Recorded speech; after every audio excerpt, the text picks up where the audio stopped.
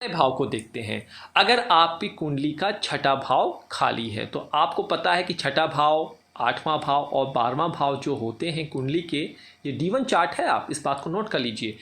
ये जो होते हैं दुष्ट स्थान होते हैं, और दुष्ट स्थान का मतलब ये कहीं ना कहीं रोग का होता है, ये मृत्यु का होता है, ये आपका हॉस्पिटलाइजेशन का होता है, जेल यात्रा का होता है।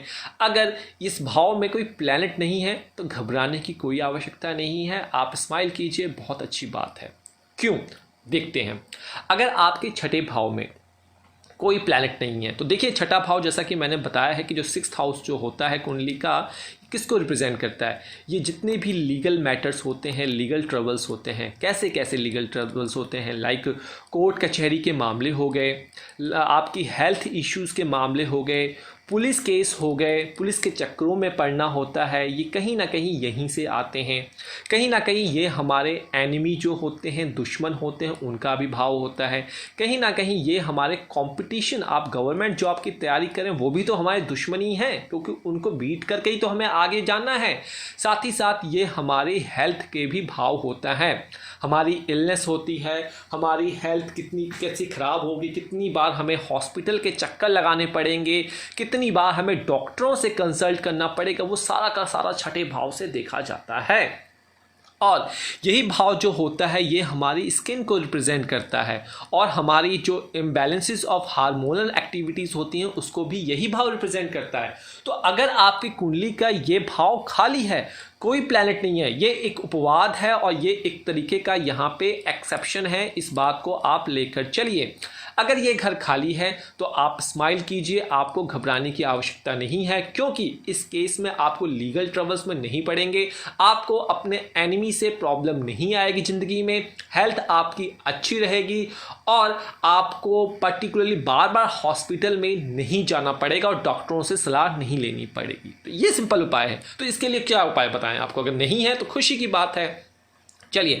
परंतु अगर आपके D9 चार्ट में यहाँ पे कोई ना कोई प्लैनेट प्रेजेंट हो जाए, तब खामियाजा आपको, जो शादी से पहले नहीं प्रॉब्लम आ रही थी, शादी के पश्चात आपको उन भावों से रिलेटेड समस्या आएगी।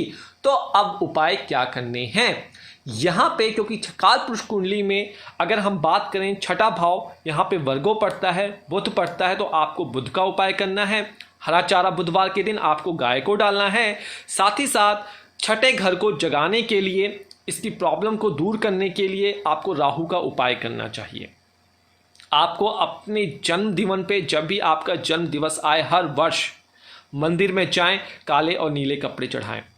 साथ ही साथ बादाम अगर आप चढ़ाते हैं और बादाम गरीबों में बांटते हैं, तब भी आपका ये जो ट्रबल्स हैं उनमें ये इजाफा करेगा, आप उन चीज़ों में नहीं पड़ेंगे, चाहे वो आपका छठा भाव डिवोर्स से ही संबंधित क्यों ना हो। तो उन चीज़ों में भी आपको रिलैक्सेशन आपको मिल जाएगी। साथ ही साथ आपको देखना है यहाँ पे कौन सा साइन लिखा है, कौन सा नंबर लिखा है, उस साइन और नंबर को आपको नोट कर लेना है, और जो भी नंबर 1 से 12 तक लिखा हुआ है उससे रिलेटेड आपको चालीसा कर लेनी है, या फिर बीज मंत्र करना है। और वो कब करना है, बीज मंत्र और चालीसा?